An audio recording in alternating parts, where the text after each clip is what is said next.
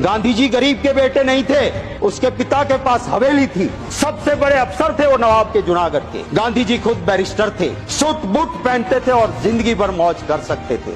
उसने कभी नहीं कहा मैं गरीब का बेटा हूं, पर जब देखा कि मेरे देश की आजादी की जरूरत है तो सूट बूट छोड़ के धोती पहन के आगे और आधी धोती पहन के इस देश को आजादी दिलाई।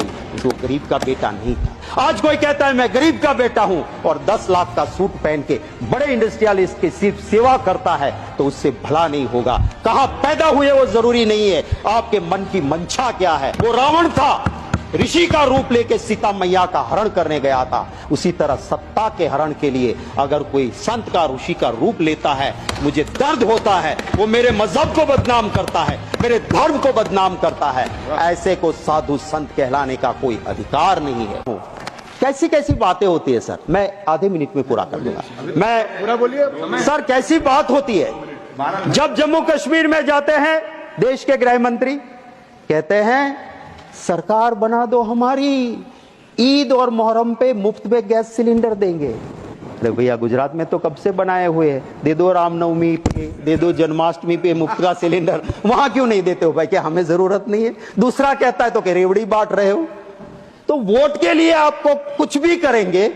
जम्मू कश्मीर में पहले कहा बाप बेटी ने बहुत लूटा, फिर बाप के साथ भी सरकार बनाई, बेटी के साथ भी बनाई, और जब देश में दिक्कत लगी चुनाव जीतने में तो बिना तलाक बोले तलाक भी कर दिया। तो ये क्या रीति है राजनीति की?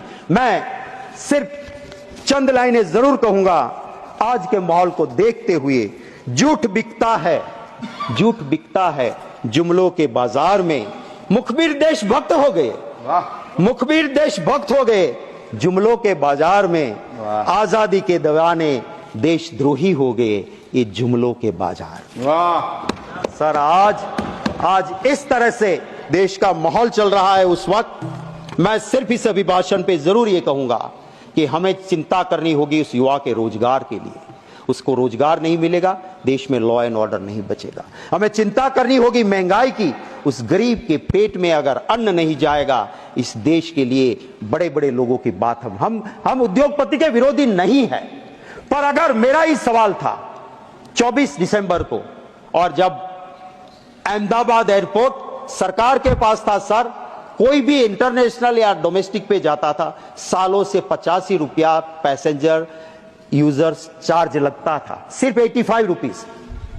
2 साल में आखिर अदानी के पास आने के बाद इंटरनेशनल में 855 रुपये हो गए, 85 to 855, और डोमेस्टिक में 85 रुपये से लेके 580 रुपीज। आप अगर अहमदाबाद से एयरपोर्ट में बैठोगे, डोमेस्टिक में जा रहे हो, क्या स्वर्ग खड़ा कर दिया कि जो 85 रुपया था उसका 580, और इंटरनेशनल में 85 रुपया था उसका 850 रुपये कर दिए आपने। ये जब प्रजा को लूटते हैं आपके दोस्त, तो हम बोलते हैं, हमारे नेता बोलते हैं।